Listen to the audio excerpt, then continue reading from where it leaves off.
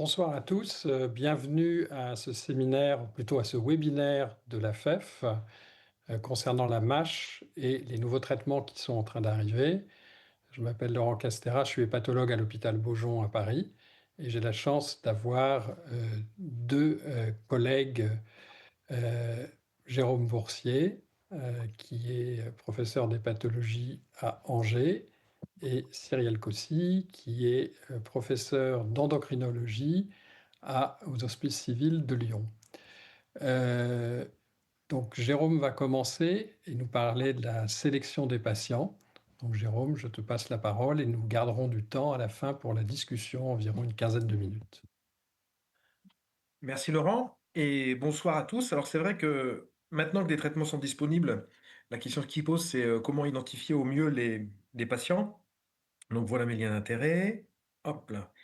Alors, toutes les sociétés savantes maintenant sont d'accord sur le parcours patient à adopter, hein, qu'elles soient des pathologies, de gastro-entérologie, de diabétologie française, européenne et américaine. Alors, vous savez, si on résume un petit peu toutes ces différentes figures que je vous ai rapidement présentées sur la diapositive d'avant, le parcours patient, c'est le suivant. En cas de facteur de risque métabolique, donc patient à risque, il faut faire un premier test simple qui est le FIB4. Je vous rappelle, un FIB4, azatalate, plaquette, âge, calculateur gratuit en ligne, tout le monde peut le faire. Si le résultat est inférieur à 1,30, le risque de fibrose avancée est faible, donc il n'y a pas besoin d'aller plus loin. Par contre, si le résultat est supérieur à 1,30, il faut passer à une évaluation de seconde ligne, soit une élastométrie, soit un test sanguin spécialisé, avant d'envoyer à l'hépatologue. Petite subtilité, certains guidelines disent, lorsque le FIB4 est supérieur à 2,67, on peut directement envoyer à l'hépatologue. Et les seuils de tests de seconde ligne, bon, le fibroscan, c'est supérieur ou égal à 8. Puis les tests sanguins spécialisés, je vous ai mis les seuils dans le petit encart à droite. Donc ça, ce sont des choses qui sont maintenant bien établies et bien acceptées. Et ça marche pas mal. Là, vous avez une étude sur plus de 1000 patients avec biopsie. Vous voyez que lorsque le FIB4 est inférieur à 30, bon, majoritairement en vert, il n'y a pas de fibrose avancée.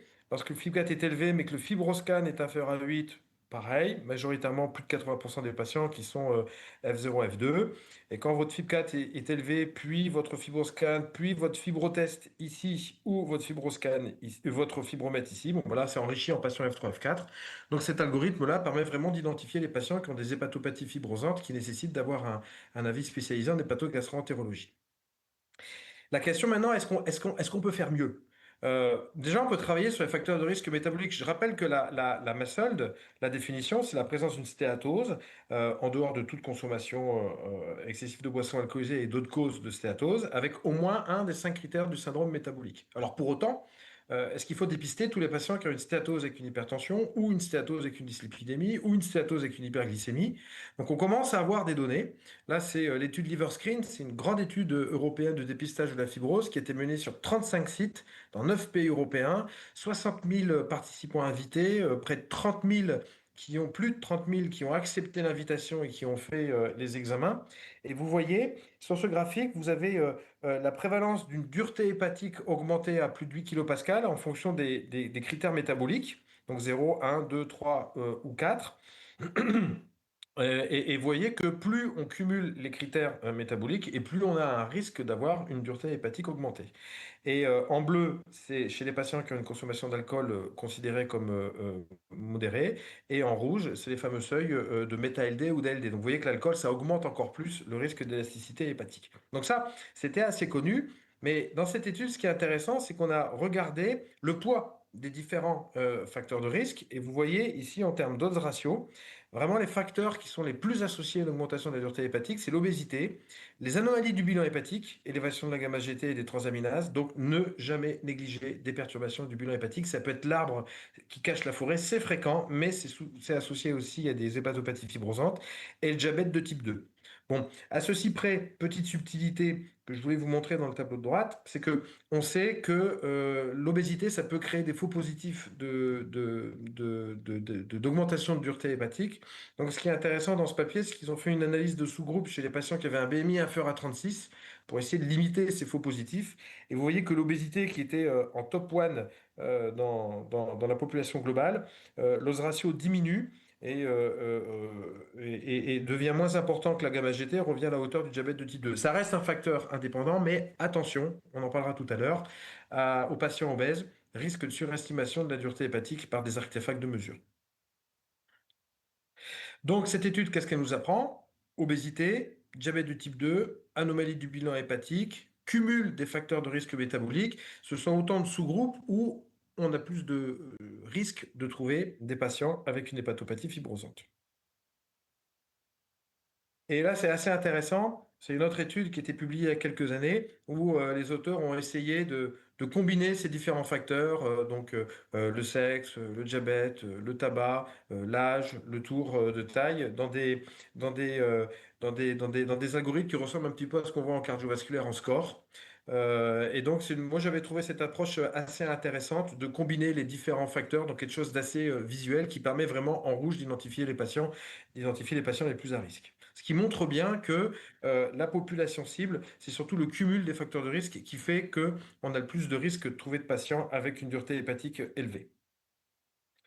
Donc une fois qu'on a bien sélectionné les patients chez qui on va évaluer la fibrose, quel test de première ligne? Celui qui est recommandé, c'est le FIB4. Mais vous savez que le problème du FIB4, c'est l'âge. Et plus il y a l'âge dedans, donc plus on vieillit, plus l'âge augmente, plus l'âge augmente, plus le FIB4 augmente. Et en fait, notre test, regardez ce graphique de droite ici, on va prendre le panel de gauche. Ce sont des patients qui ont une histologie, qui n'ont pas de fibrose avancée, mais vous voyez que plus l'âge augmente et plus le taux de patients avec un FIB4 supérieur à 30 va augmenter. Donc malheureusement, l'âge est associé à une augmentation du taux de faux positif du FIB4, ce qui est quand même une limite. On ne va pas perdre en sensibilité, on ne va pas louper des malades, mais on va avoir plein de faux positifs.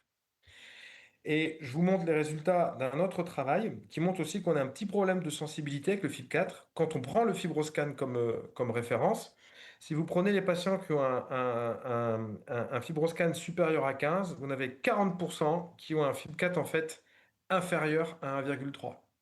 Donc, ça veut dire que si vous utilisez le FIB4 comme test de dépistage, vous allez louper 40% des patients qui ont une élasticité augmentée. Pour les patients qui sont entre 12 et 15 kPa, c'est 50% des patients qui sont manqués. Bon. Donc c'est l'inconvénient du FIB4, il y a un petit problème de sensibilité, mais après aussi on peut répéter le test et récupérer les patients. Et lorsqu'on prend les seuils adaptés à l'âge, vous savez, il y a des travaux qui ont recommandé que chez les patients qui ont plus de 65 ans, pour éviter ce taux de faux positif, on passe à un seuil à 2. Là, vous voyez qu'on manque encore plus. Par exemple, les patients qui ont une acidité supérieure à 15, c'est 54% des patients qui vont avoir un FIB4 qui va être négatif. Donc attention. Alors, est-ce qu'on peut faire mieux? Il y a plein de tests qui sortent ces derniers temps pour essayer de concurrencer le FIB4, le e-Lift, le Fibrotic Match Index, le SAFE, le Liver Pro. Enfin, il y en a plein avec des variables qui sont simples et des calculateurs en ligne. Et vous voyez une grande étude dans la cohorte NAINS qui a comparé ces différents tests en prenant toujours le FibroScan comme référence. FibroScan Super A8 comme cible, Super A12, le FAST, le Agile 4. Vous voyez que le test qui a toujours le rank la plus faible, c'est le FIB4. Donc il semble que ces tests non invasifs pourraient être intéressants pour supplanter le FIB4 en première ligne. Peut-être qu'il pourrait faire mieux, mais on manque quand même de data en vie réelle pour bouger les guidelines et remplacer le FIB4 par ces tests. Est-ce qu'on peut faire mieux en deuxième ligne maintenant? Ce qui est recommandé, c'est le FibroScan ou un test sanguin spécialisé. Donc, comme je vous l'ai dit tout à l'heure, le FibroScan, c'est pas la boîte magique. Poser la sonde, appuyer, avoir un résultat, la fibrose, c'est un peu plus compliqué que ça. Il faut faire attention à l'interprétation des résultats. Comme je vous l'ai dit tout à l'heure, en situation d'obésité, on a un risque accru d'avoir des faux positifs. Et vous voyez que la sensibilité, plus le BMI va augmenter et la spécificité, pardon, va se casser la figure. Donc, attention chez les patients qui ont des BMI très élevés, supérieurs à 35, un fibroscan augmenté, juste au-dessus de 8, c'est peut-être un faux positif. Il faut avoir ça en tête. Et il faut savoir aussi répéter la mesure. On revient un petit peu dans le projet LiverScreen. C'est une étude qui a été présentée à l'EASL. Et donc, j'ai emprunté les diapositives à nos collègues d'HepatoNews pour ce webinaire. Donc, plus de 4000 patients qui ont été screenés dans le cadre de LiverScreen, avec une seconde mesure dans le suivi. 208 patients qui avaient un fibroscan supérieur à 8 kPa, donc une prévalence de 5%. On refait un fibroscan dans le suivi et vous voyez que 63% des patients, finalement, qui étaient augmentés plus de 8 au départ, sont en dessous de 8 au deuxième examen. Donc maintenant qu'on a des traitements, on va prendre des décisions d'indication de traitement. Il faut savoir répéter le fibroscan pour bien confirmer qu'on a un patient avec une élasticité élevée synonyme d'une hépatopathie fibrosante. Alors, il y a de nombreux tests qui concurrencent le FibroScan en seconde ligne. Je voulais vous montrer cette très grande étude qui a poolé les cohortes de plusieurs groupes dans plusieurs pays, donc quasiment 18 000 patients avec biopsie hépatique et tests non invasifs. Vous voyez le FibroScan, c'est en vert. Donc, a priori, ça fait un peu mieux que le score ELF pour la fibrose significative et la fibrose avancée. Et après, vous avez les fameux scores agiles qui combinent le FibroScan avec des paramètres biologiques, azatalate, plaquettes. Donc ça fait un petit peu mieux. Donc est-ce qu'il faut remplacer le FibroScan par ces scores? C'est une piste d'amélioration, mais il faut quand même reconnaître que tous ces résultats qui sont issus d'études qui ont pris la biopsie comme référence sont un peu biaisés parce que les patients qui ont reçu une biopsie, c'est une population très très sélectionnée. Donc, déjà, ce sont des patients qui ont été envoyés en centre tertiaire, c'est des patients pour lesquels on suspecte une hépatopathie fibrosante. Donc on est vraiment sur une population qui n'est pas du tout représentative des patients qu'on voit en pratique clinique, surtout lorsqu'on fait du dépistage en soins primaires ou en diabétologie. Et on a tendance à surestimer la valeur prédictive positive, c'est-à-dire que quand le test est positif, il y a un taux de patients qui est vraiment malade, qui est beaucoup plus faible. Donc c'est la limite des études avec biopsie. Et du coup, on est face à un paradoxe finalement. Et je voulais vous amener à réfléchir et à discuter de ça avec vous aujourd'hui. C'est qu'est-ce que c'est qu'un patient à risque? Toutes les études qui proviennent tous les résultats qui proviennent des études avec biopsie sont difficilement applicables en pratique clinique, les seuils, les valeurs prédictives, négatives, parce que c'est des patients sélectionnés, pas représentatifs, comme on vient de le dire, des patients vus en pratique clinique. Après, vous avez toutes ces études qui ont pris les tests non invasifs comme référence, comme on a vu tout à l'heure, mais finalement, une élasticité supérieure à 8, ça peut être un faux positif en situation d'obésité. On ne sait pas vraiment ce qui se passe dans le foie. Donc, c'est difficile de translater ces résultats à la pratique clinique réelle et de définir des règles qui sont vraiment très fortes. Une manière de s'en sortir, bah, c'est de revenir au principe de base. Pourquoi on veut évaluer la fibrose? C'est parce qu'on sait que plus le stade de fibrose augmente, plus le risque de complications hépatiques est important, donc plus le patient est à risque. Donc il faut refaire maintenant ces études avec les tests non invasifs. On ne regarde plus la valeur pronostique des stades de fibrose histologique, puisqu'on ne fait plus de biopsie. On va juste regarder la valeur pronostique de nos tests sanguins et définir le seuil à partir duquel on a un risque et à partir duquel il faut intervenir. Et on commence en fait à voir ce genre de data. Là, ce sont les résultats de l'étude du Liver Risk Score, un test sanguin simple. Et vous voyez que on a quatre catégories de patients, un liver risk score inférieur à 6, entre 6 et 10 en bleu, entre 10 et 15 en vert, plus de 15 en rouge. Je ne sais pas quelle est l'histologie, mais plus mon résultat de liver risk score augmente, plus j'ai un risque d'avoir des complications hépatiques, dont ces tests-là sont capables de bien stratifier le risque, identifier les patients qui ont besoin de rentrer dans un parcours de soins. Et donc finalement, quand on parle de tous ces fameux tests de première ligne, FIL4 ou autres, la question à laquelle il faut répondre désormais pour vraiment choisir le test, c'est quel test et à quel seuil permet d'écarter le plus grand nombre de patients qu'on va laisser en soins primaires ou en diabétologie, sans pour autant manquer des patients qui vont faire des complications.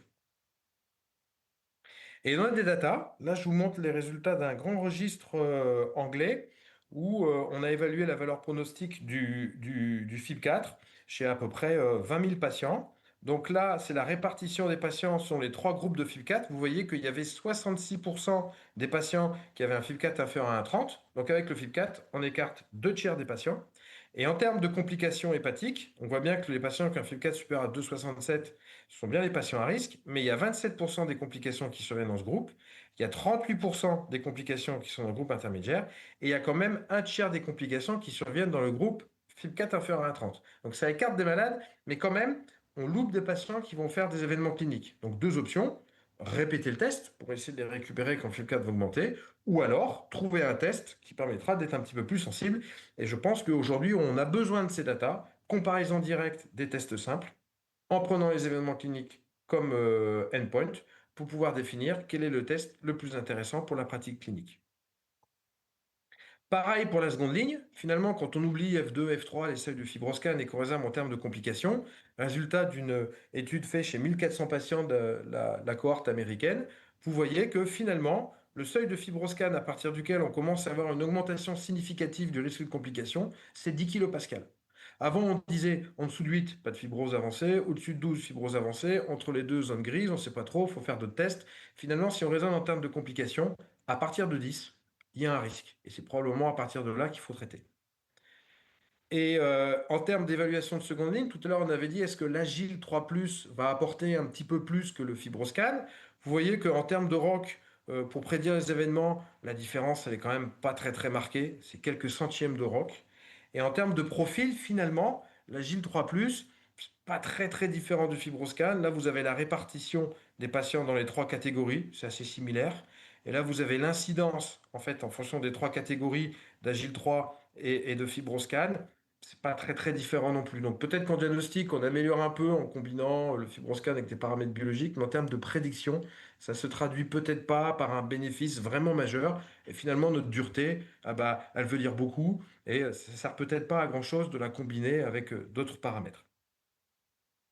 Et d'ailleurs, les guidelines maintenant qu'on a des traitements, on a des guidelines pour pouvoir indiquer les traitements, vous voyez qu'ils sont à peu près tous alignés. Les Américains, ils sont très sur la fibrose F2, F3. Donc, ils mettent le fibroscan entre 8 et 15 kPa pour le resmétirom. Ils avaient dit parce qu'au-delà, au-dessus de 15, bah, il y a un risque de cirrhose. Quand le SEMA est arrivé, ils ont révisé un peu leur position. Ils dit on va faire entre 8 et 20 pour pouvoir avoir les F3 au-dessus de 15. Mais attention, au-dessus de 15, il faut éliminer la cirrhose. C'est notre manière de dire les choses. Et après, les Anglais, les recommandations françaises et les futures recommandations européennes sont toutes alignées. La cible de traitement, c'est entre 10 et 20 kPa. Et au-dessus de 15 kPa, il faut bien regarder les plaquettes, bien regarder la dysmorphie hépatique pour bien vérifier qu'il n'y ait pas de cirrhose, parce que pour l'instant, les traitements ne sont pas indiqués. Donc vous voyez que finalement, le seuil de fibroscan en France et en Europe, c'est assez consensuel, c'est 10 kPa pour le traitement. Et ça correspond au seuil à partir duquel, je vous l'ai montré dans l'étude précédente, on commence à avoir risque de complications. Donc tout ça est très cohérent. Et puis voilà, on va terminer avec les quelques études qui montrent justement l'incidence des complications hépatiques en fonction de nos parcours patients. Effectivement, tout est très cohérent. Lorsque le FibCat est inférieur à 30, pas d'événement. Quand le FibCat est supérieur à 30 et le fibroscan est inférieur à 8, pas d'événement. Et on commence à avoir une augmentation du risque pour les fibroscans intermédiaires et les fibroscans élevés. Donc ces parcours patients permettent vraiment de stratifier le risque et d'identifier les patients à amener chez les pathogastro-entérologues pour le traitement.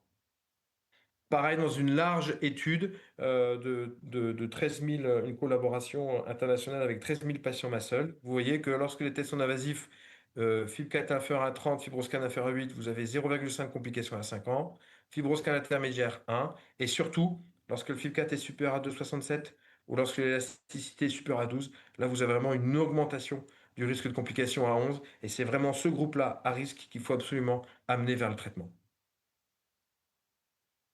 Donc, peut-on faire mieux?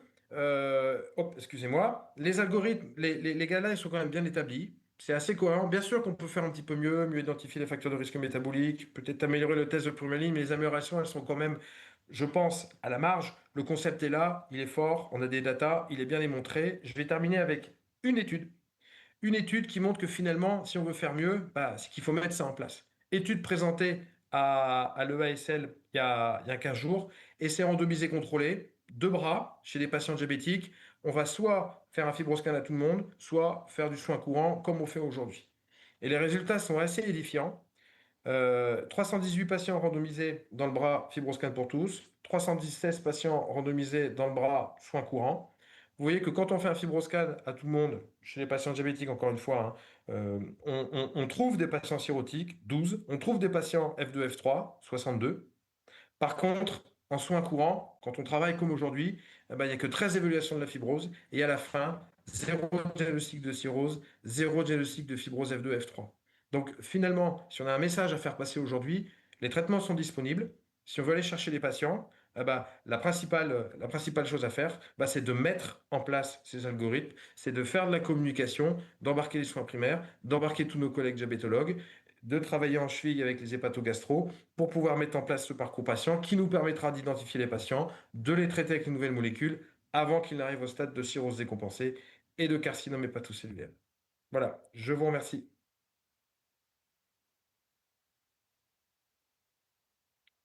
You're mute, Laurent. Laurent, tu es en mute. Excusez-moi, c'est toujours le problème du Zoom. Ouais, merci beaucoup, Jérôme. Du coup, on est un peu passé, non seulement on s'éloigne de la biopsie, mais on s'éloigne aussi de la fibrose, puisque finalement, ce que tu dis, c'est les événements qui vont faire un peu la différence. Et tu nous montres bien qu'avec ces marqueurs, on arrive à prédire les événements hépatiques, mais aussi la mortalité. Bah, exactement, hein, toutes les études avec biopsie, ça nous a permis de développer des tests, de les caler sur la fibrose. On a toujours cherché, en fait, des correspondances, voilà. Mais en fait, on a 3 méthodes pour évaluer le pronostic des patients: l'histo, les tests fonctionnels, sanguins et l'élastométrie. Il ne faut pas les comparer, c'est 3 méthodes différentes qui permettent d'évaluer le pronostic. La biopsie, elle va sortir de notre pratique parce qu'il y a trop de malades, c'est fini. Donc maintenant, il faut apprendre à raisonner avec nos tests, à risque, pas à risque, sans convertir en F2, F3. Il faut oublier les F, ça n'existe plus, on ne fait plus de biopsie. Et on va partir sur un nouveau mode de pensée, un nouveau mode de réflexion. Et voilà, j'ai un FIB4 qui est bas, je n'ai pas de risque, j'ai un FIB4 qui est intermédiaire, j'ai un risque intermédiaire, etc. Et c'est vers ça qu'il va falloir tendre pour pouvoir stratifier les risques chez nos malades et décider de comment on va les manager et comment on va les orienter vers le spécialiste. OK. Et bien d'ailleurs, tout ça, c'est pour amener au traitement. Et donc maintenant, on a des traitements. Donc je vais te passer la main, Laurent, parce que depuis février 2026, on a le resmetirom en pratique. Donc le resmetirom, comment on fait maintenant pour le prescrire, pour l'utiliser, pour le gérer? Très bien, merci Jérôme. Donc, si je vois mes liens d'intérêt. Alors, on va se mettre en pratique. Lundi, vous êtes dans votre bureau et voilà, vous voyez Monsieur M, 55 ans, qui vient pour des anomalies du bilan hépatique. Il a un diabète de type 2 traité par metformine, une dyslipidémie traitée par atorvastatine. Il est sédentaire, il boit un petit peu, un verre de vin un jour sur deux. Il est en surpoids avec un IMC à 28. Vous voyez, il a des petites perturbations des tests hépatiques, notamment des gamma-GT un peu élevés, des plaquettes normales. Sur le plan métabolique, les triglycérides sont un peu élevés, le HDL est un peu bas, l'hémoglobine glyquée est à 7%. Vous voyez que la ferritine est un peu élevée aussi, à 650, mais avec un coefficient de saturation normal. Et puis, bah, sans surprise, il a un foie brillant à l'échographie, donc je suis sûr que des patients comme ça, vous en voyez tous beaucoup. Alors, on lui a fait un FIB4, vous voyez, il est à 2,35 quand même, et il a de la stéatose avec un cap à 300, une élasticité à 12 kPa.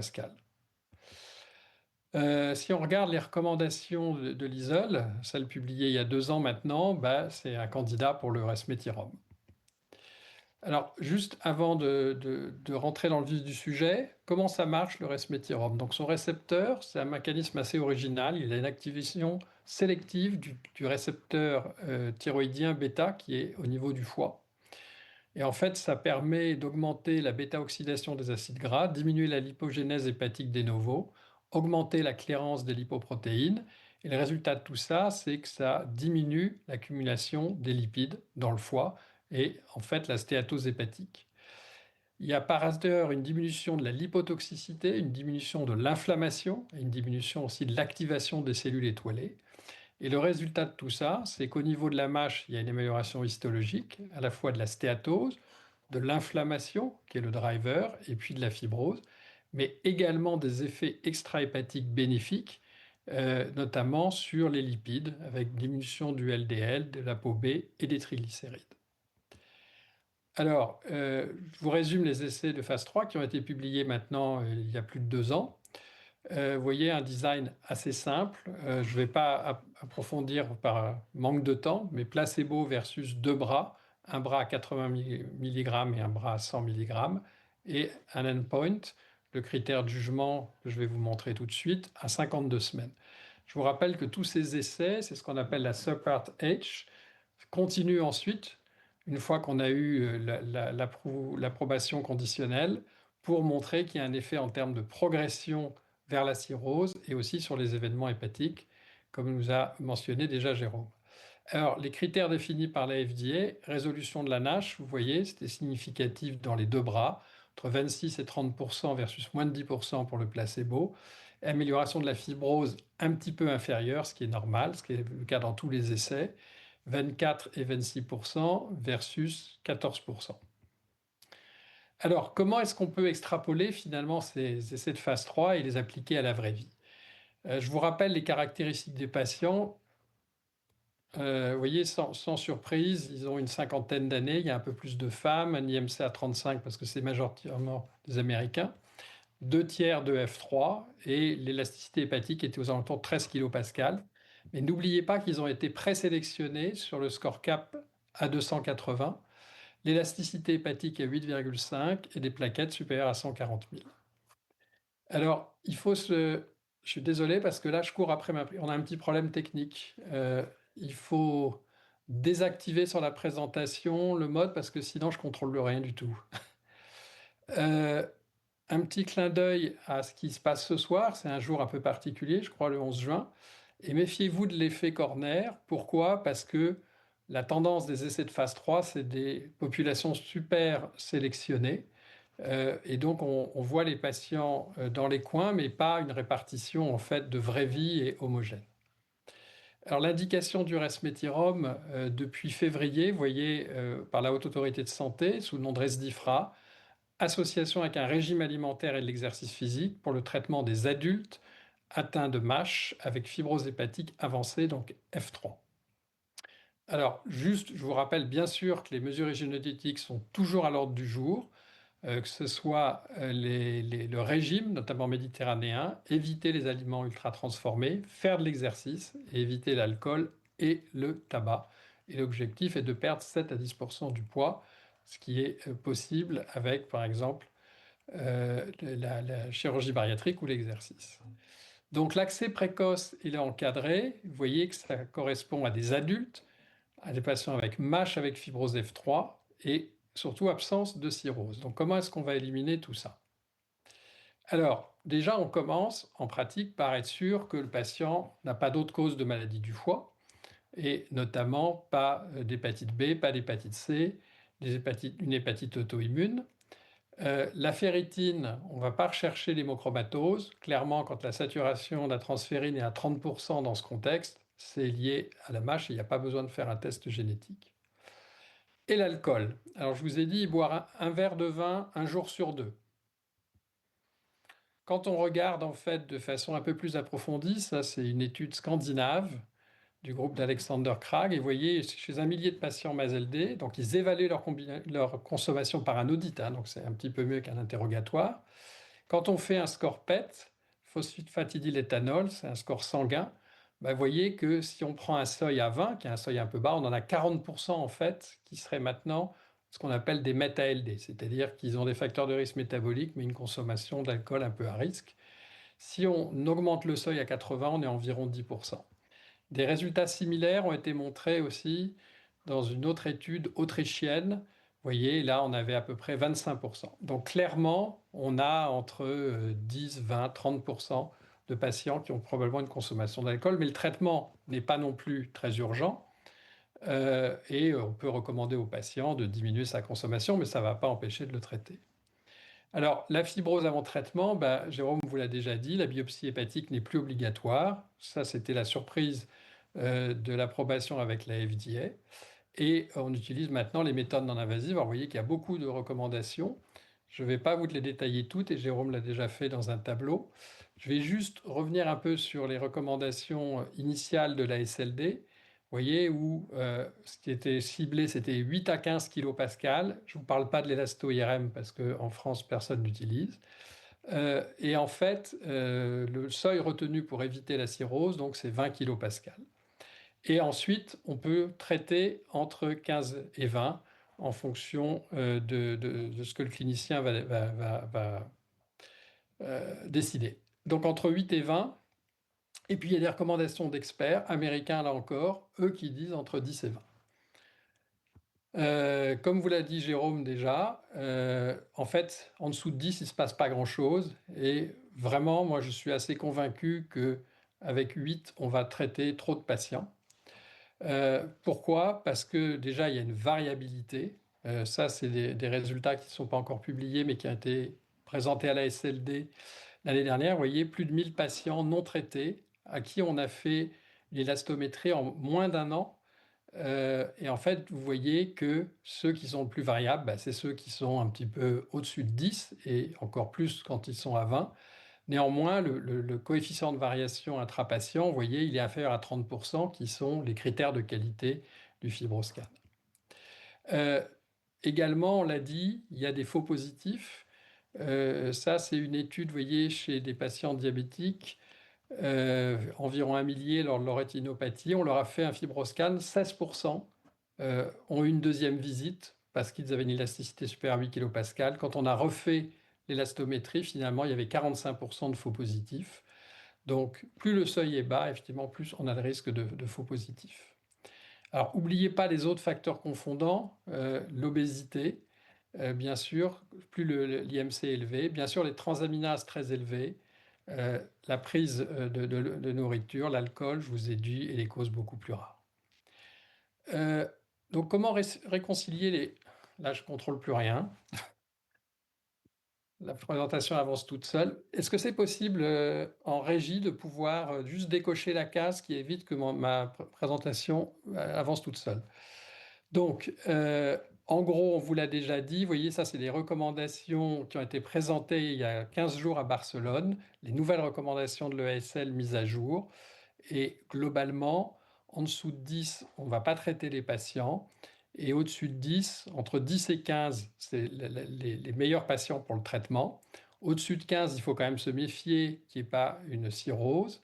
Et au-dessus de 20, clairement, il ne faut pas traiter ces patients. Alors après, les patients vous demandent, mais docteur, c'est quoi les effets indésirables de ce traitement? Vous voyez que c'est essentiellement des effets digestifs. Donc chez à peu près un tiers des patients, pour la dose la plus élevée à 100 mg, et environ 30%, entre 27 et 33%, plus précisément. Il y avait quand même 15% de diarrhée également dans le groupe placebo. Et c'est une diarrhée qui s'amende assez vite. Et globalement, ce traitement, on peut le dire, est assez bien toléré. Quel bilan avant de démarrer le traitement? On va bien sûr faire un bilan hépatique, le poids du patient, une petite enquête diététique, l'avertir des effets secondaires, et puis un profil lipidique et surtout quand même une fonction thyroïdienne, c'est-à-dire une TSH. Et les patients qui ont déjà un traitement substitutif peuvent être traités. Et ensuite, voilà. Dernier point, est-ce qu'il y a des interactions médicamenteuses? Oui, avec les statines, par exemple. Et dans les précautions d'usage, vous voyez qu'il va falloir ajuster les doses de statine chez les patients qui prennent du resmetirom. Et en fonction de la statine que vous utilisez, vous voyez, voilà, là c'était de la torvastatine, donc il ne faut pas dépasser 40 mg. Et pour la rosu ou la simvastatine, 20 mg. Pourquoi? Parce que sinon, on augmente les risques d'effets secondaires avec de toxicité avec les traitements. Donc en pratique, c'est des comprimés, 80 ou 100 mg en fonction du poids, au-dessus de 100, en dessous de 100. Donc 80 en dessous de 100 et 100 au-dessus de 100. Et on peut être amené à diminuer, aller jusqu'à 60 mg, un comprimé par jour. Donc, comme je vous l'ai dit, n'oubliez pas les comorbidités, car le traitement n'a pas d'effet sur le diabète que avait notre patient et pas d'effet non plus sur le poids. Ils ne vont pas maigrir avec ce traitement. Alors, Cyrielle va vous l'expliquer de toute façon dans son topo ensuite sur la gestion des comorbidités, notamment du diabète, de l'obésité et la dyslipidémie, on l'a vu avec les statines. Donc, avant de terminer, une fois qu'on a démarré le traitement, vous voyez que les recommandations à 3 mois, bien sûr, est de refaire un bilan hépatique, de peser le patient, de l'interroger sur les effets. À 6 mois, on refait la même chose et on fait aussi un petit peu le point sur la diététique et le profil lipidique. Et à 12 mois, on répète les tests non invasifs pour regarder s'il y a un effet, et bien sûr les transaminases. Et ensuite, sur le plus long terme, vous voyez qu'on espace un peu à tous les 6 mois ou tous les ans. Alors, il y a quand même un certain nombre de questions non résolues. Quelle sera la place du resmetirom face aux agonistes de GLP-1 et aux futures stratégies de combinaison thérapeutique? Quels seront les meilleurs marqueurs de réponse à long terme? Et ça, on pourra en discuter ensuite. Et puis, n'oubliez pas quand même que pour l'instant, c'est une approbation conditionnelle. Les études sont toujours en cours, notamment l'étude Maestro-NASH qui a conduit à cette approbation. Et reste à démontrer l'impact des critères qui ont été choisis sur la progression vers la cirrhose, la survenue d'événements hépatiques et la survie. Je vous remercie. et je suis prêt à répondre aux questions. Merci Laurent. Juste avant de passer au topo de Cyrielle, une petite précision, parce qu'à la fin, tu mets bien le suivi, 3 mois, 6 mois, 12 mois.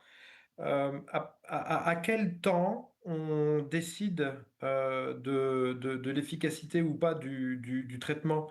Est-ce qu'on peut faire 6 mois ou est-ce qu'il faut attendre 12 mois, à ton avis? Alors, déjà, il faut savoir ce sur quoi on juge l'efficacité du traitement. Je pense quand même qu'il y a un critère que connaissent tous les hépatologues et qu'on a utilisé dans les autres étiologies, notamment dans l'hépatite virale, qui sont les transaminases. Si après 6 mois, les transaminases n'ont pas bougé, c'est pas très bon signe. On peut quand même soupçonner que le traitement marche pas très bien. Et puis, il y a probablement ce qui est dans les recommandations à 12 mois, de regarder les effets sur la fibrose. Donc, les effets qu'on regarde, c'est sur un surrogate, c'est sur les tests non invasifs et notamment l'élasticité hépatique. Après, on est un peu dans le flou artistique quand même sur les pourcentages de diminution. Moi, j'aurais tendance à recommander au moins 30%, compte tenu de la variabilité que j'ai montrée et des critères de qualité. Mais alors, avec le resmetirom, on n'est pas sur un traitement qui fait perdre du poids. Donc, on n'est pas, on n'est pas gêné en fait par faire la part des choses qui revient à la diminution de l'élasticité liée au poids ou liée à l'efficacité du traitement. Donc, on est dans une situation plus simple. Cyrielle va nous en parler ensuite pour les agonistes de GLP-1. Mais je crois qu'il faut pour l'instant rester assez prudent parce qu'on n'a quand même pas beaucoup de données. Ok, merci Laurent. Alors du coup, on va pouvoir passer la parole à Cyrielle là, pour l'autre grande famille qui va bientôt être disponible également. Oui, tout à fait. Merci Jérôme. Merci à la FEF pour m'avoir proposé de venir vous parler des analogues des incrétines. Effectivement, c'est des traitements qu'on connaît depuis très longtemps en diabétologie, mais qui sont en train d'arriver vers les hépatologues, notamment justement pour les effets favorables sur la MASH. Voici mes liens d'intérêt. Donc, quand on fait un peu le panorama des différents traitements soit disponibles ou qui sont en train d'être développés, certains sont déjà disponibles dans l'obésité, dans le diabète de type 2, et puis d'autres qui sont encore en développement. Ben, toutes ces analogues des incrétines, elles sont basées effectivement sur les analogues du GLP-1 qui ont ces effets favorables sur plusieurs organes, avec notamment un effet favorable sur l'amélioration de l'équilibre glycémique, sur la perte de poids, avec les premières générations d'analogues du GLP-1 simple, on va dire, liraglutide, sémaglutide. Et puis, depuis quelques années, on va vers des doubles agonistes. Alors, ça peut être des doubles agonistes associant des analogues du GIP, du GIP et du GLP-1, ou alors des doubles agonistes qui associent glucagon et analogues du GLP-1 qui sont encore en cours de développement actuellement. Et puis même maintenant, on est dans la dernière génération, c'est les triple agonistes. Donc on cumule les analogues du GIP, glucagon et GLP-1 avec, comme vous le voyez ici, différentes cibles thérapeutiques, différents organes. Le GIP et surtout, les récepteurs au GIP sont surtout présents au niveau du tissu adipeux. Le GLP-1 va agir au niveau du cerveau et va agir également au niveau notamment intestinal.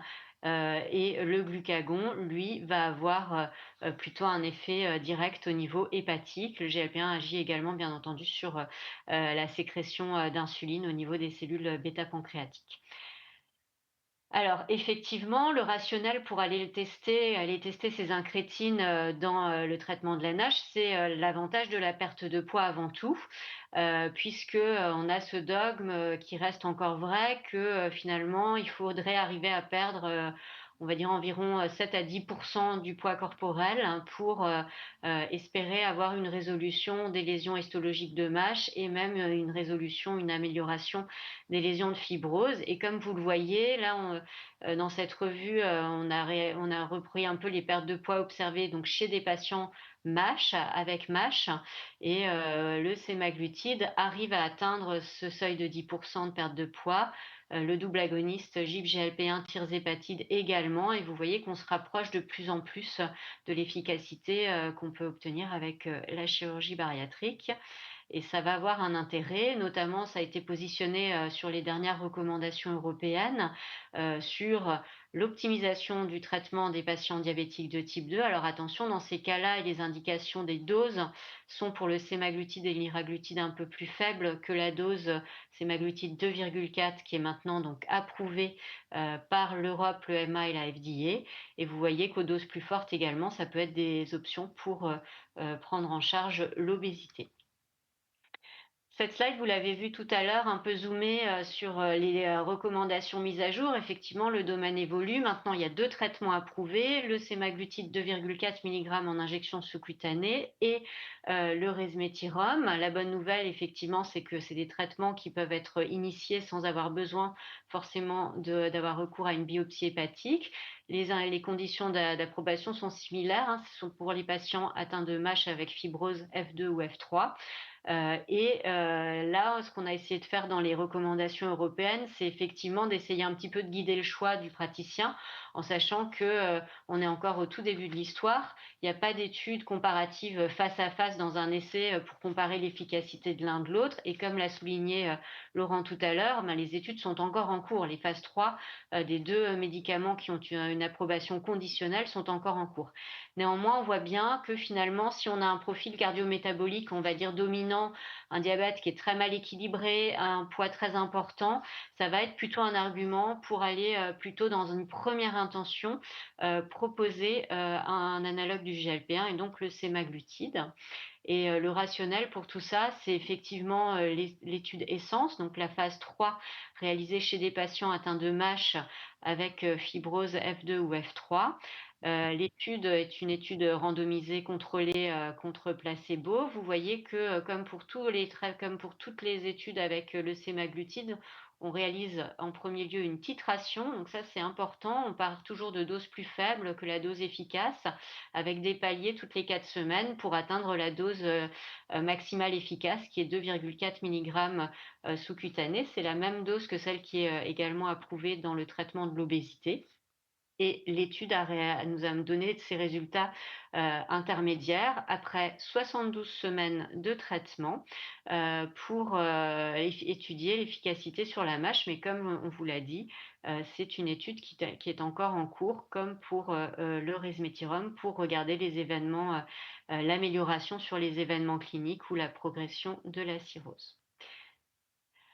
Vous avez ici les résultats. Donc, on observe effectivement, et ça vous le savez, je suppose, une amélioration du nombre de patients qui ont présenté une amélioration de leur MASH, avec une proportion significativement plus importante que pour les patients traités par placebo, 62,9% versus 34,1%.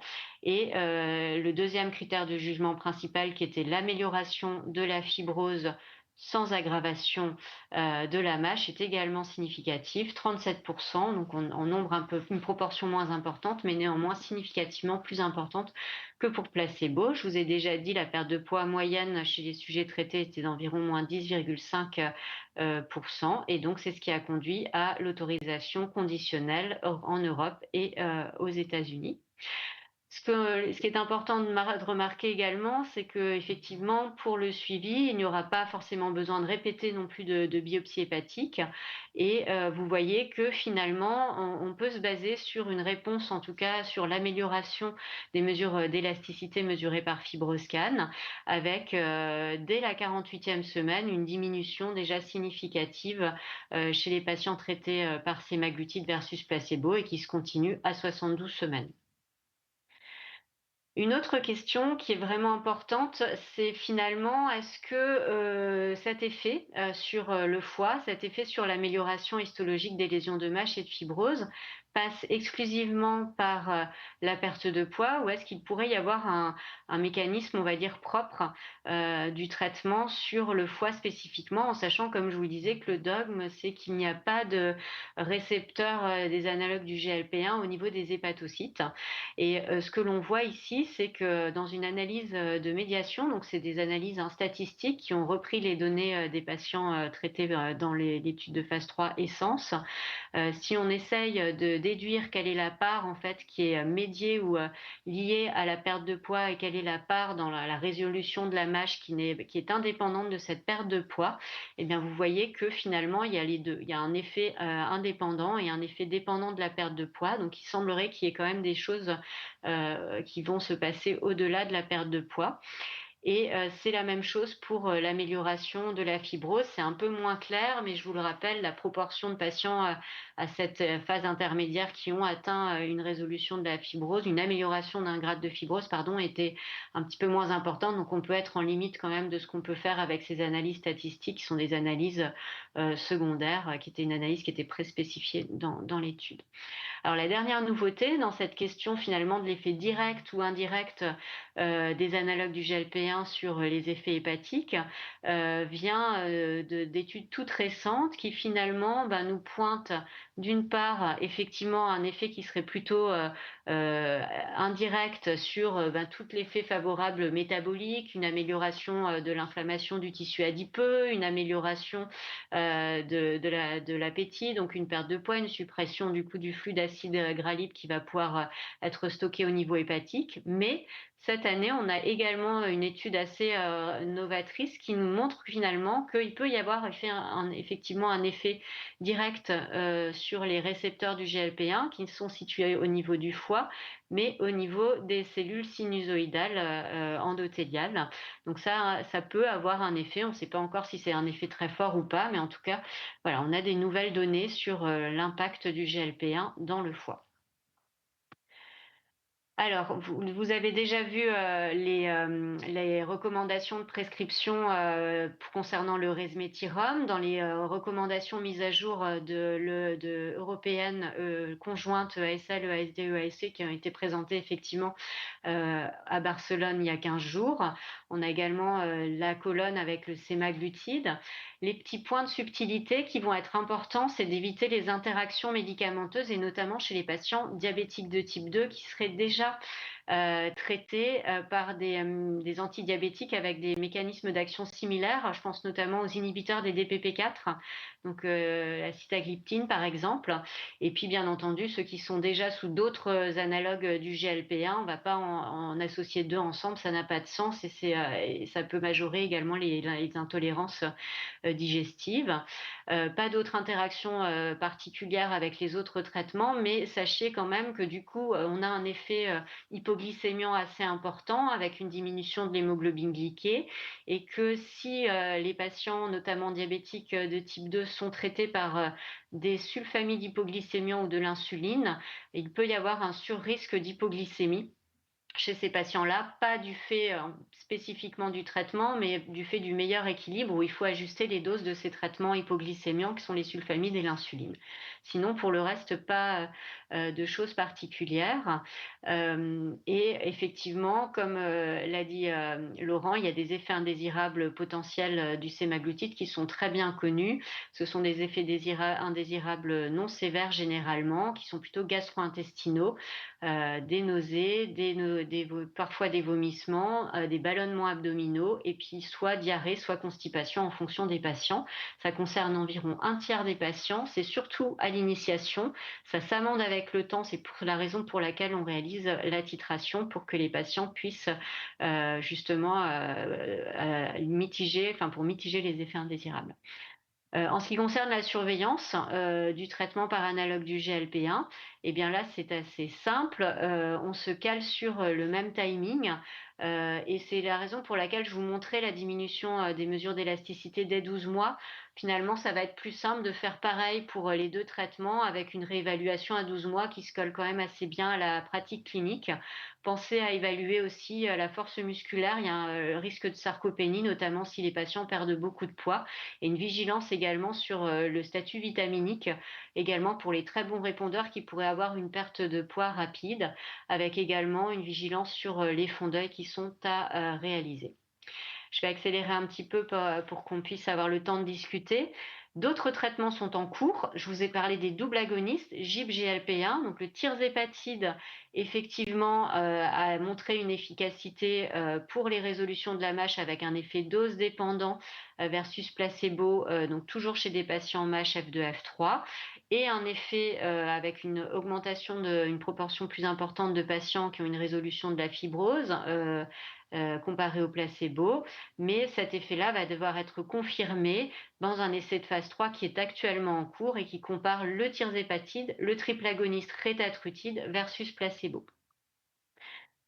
Les analyses de médiation ont été également réalisées sur les essais avec tirzépatide. Ça, c'est une analyse post-hoc de l'essai Synergie-NASH. On retrouve cette même tendance avec un effet qui est médié par la perte de poids et un effet qui n'est pas médié par la perte de poids.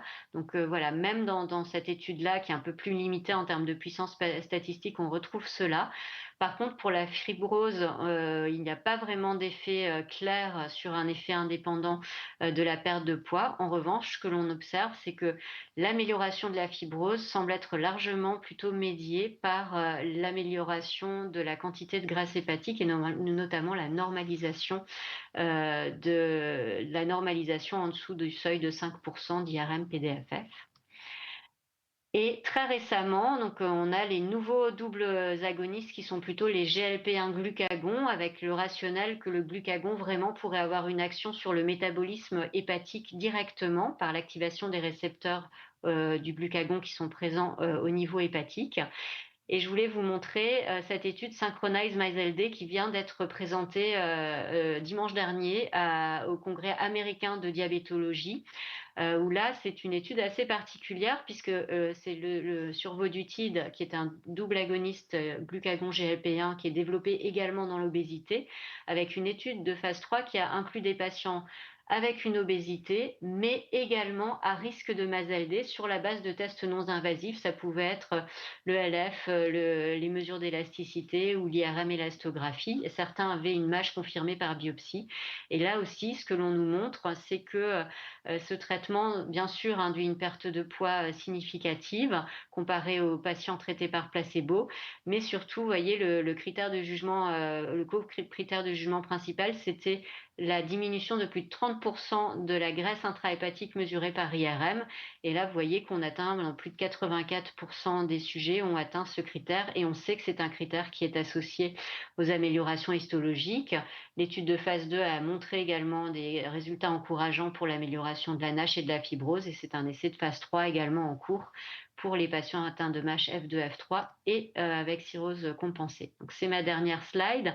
Bien sûr, vous voyez qu'on a finalement, avec ces nouveaux traitements incrétines, une amélioration importante sur les aspects de MASH, de fibrose. Pour la cirrhose, pas vraiment de données pour l'instant, pas de données sur les événements durs, les événements hépatiques, puisque ce sera évalué par les essais de phase 3 en cours.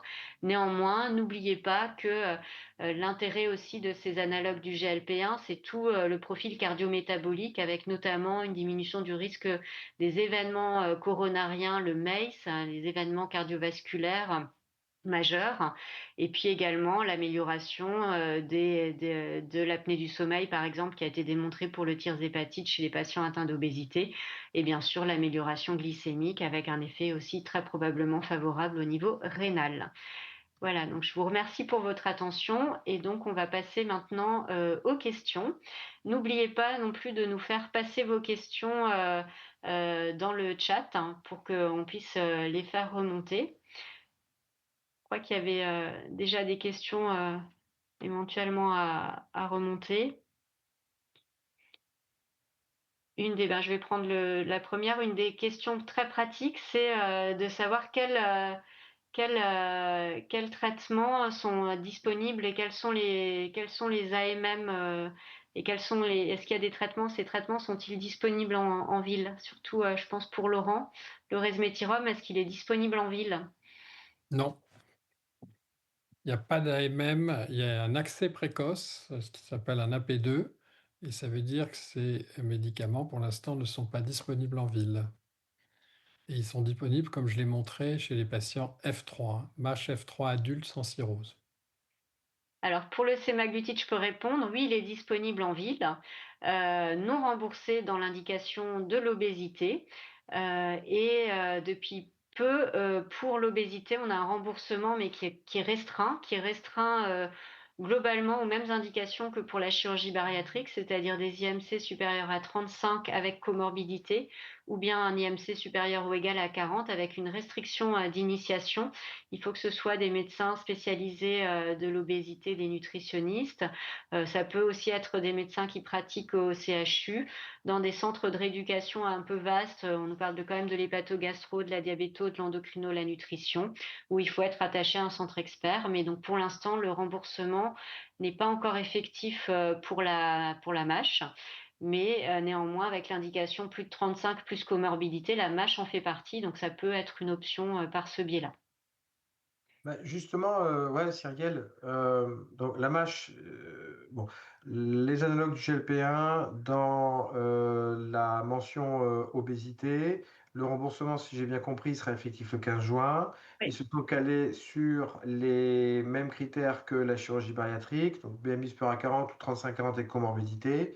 La mâche est une comorbidité, Mmh. donc on pourra en faire bénéficier à nos patients dans ce cadre-là très restreint, mais le texte sur qui peut prescrire, il est très flou.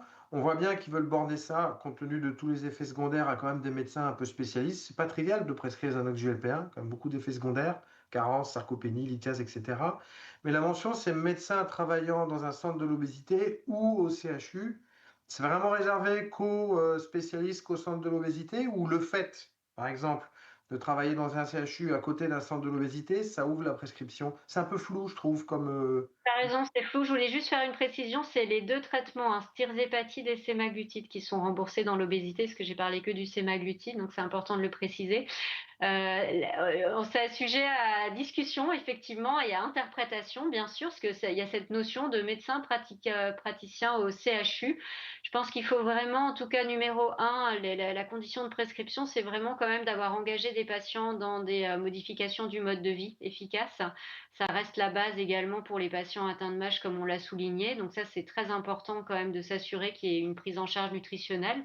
Donc Et soit c'était une question du chat, d'ailleurs. Est-ce qu'on peut les prescrire d'emblée ou est-ce qu'il faut une prise en charge? Donc, tu alors, confirmes. 6 mois c'est pour l'obésité, c'est 6 mois de traitement, enfin de mise en place de règles d'hygiéno-diététique avant d'envisager un traitement, ce qui paraît normal, hein, aussi.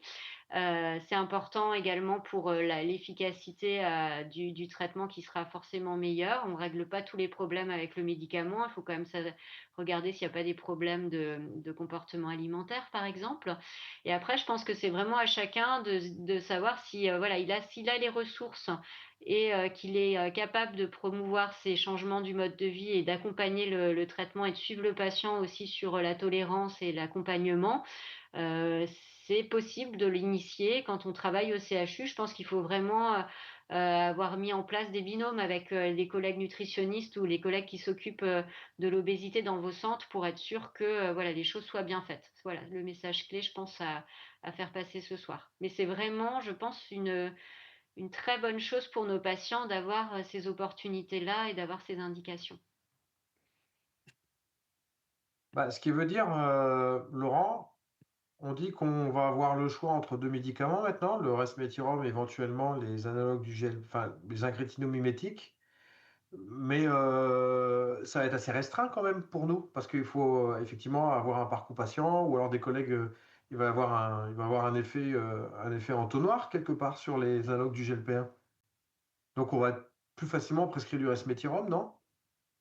Tu veux dire pour la disponibilité? Bah, les indications sont là. C'est vrai que quand tu as un patient qui est très métabolique, comme l'a dit Cyrielle, diabétique, etc., on a tendance à se dire je vais partir là-bas, mais après la vraie vie, elle va nous rattraper.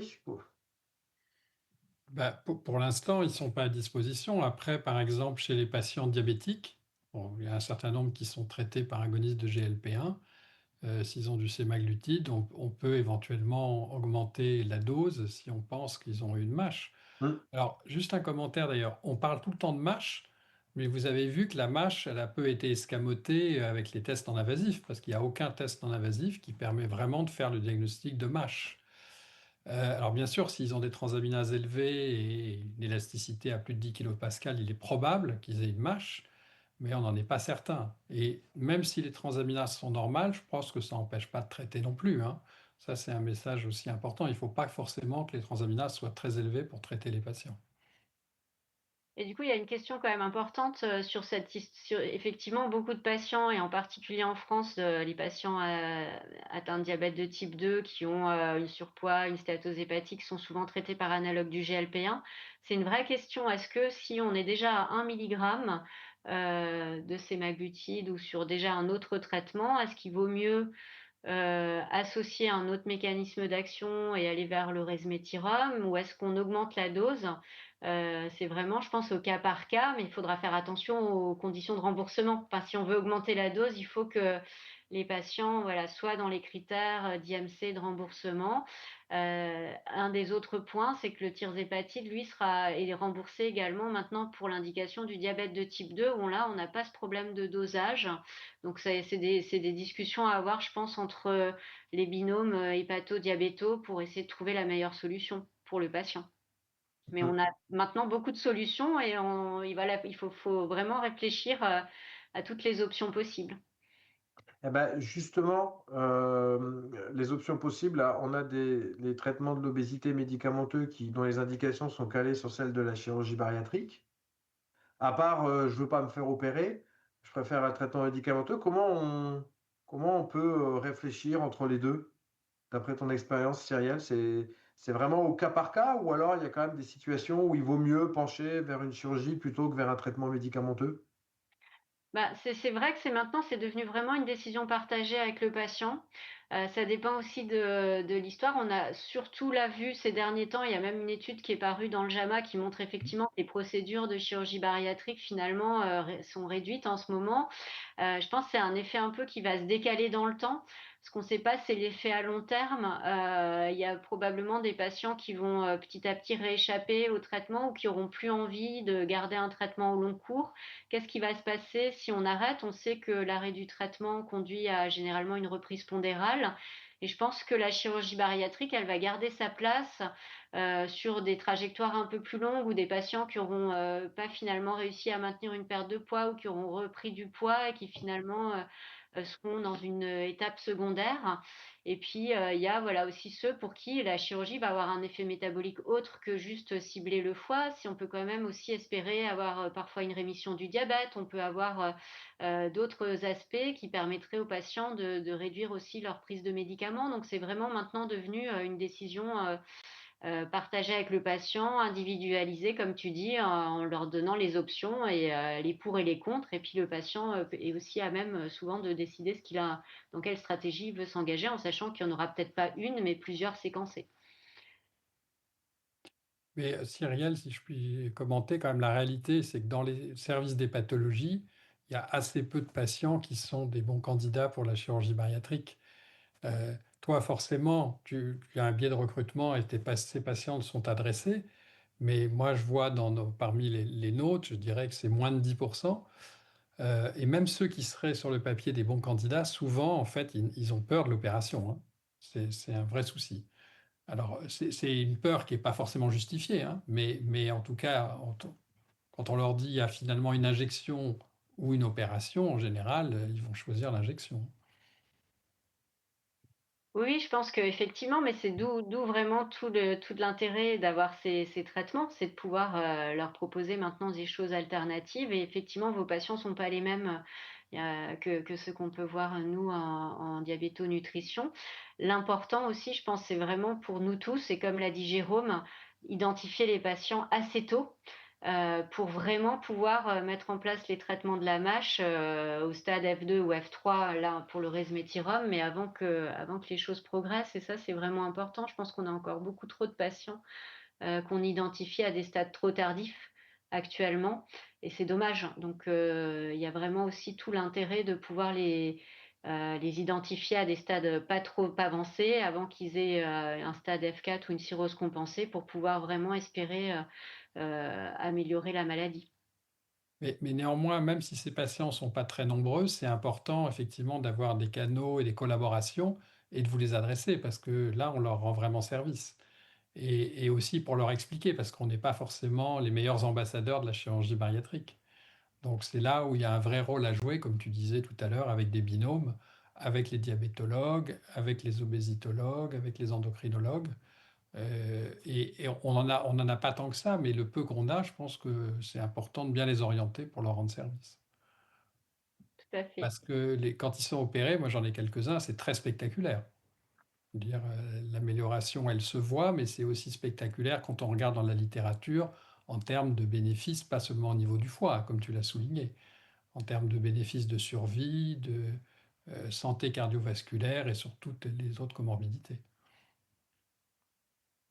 On peut peut-être conclure avec une dernière question sur le chat qui permet d'élargir un petit peu, de quitter la mâche. Efficacité des traitements sur les autres hépatopathies chroniques, notamment l'alcool.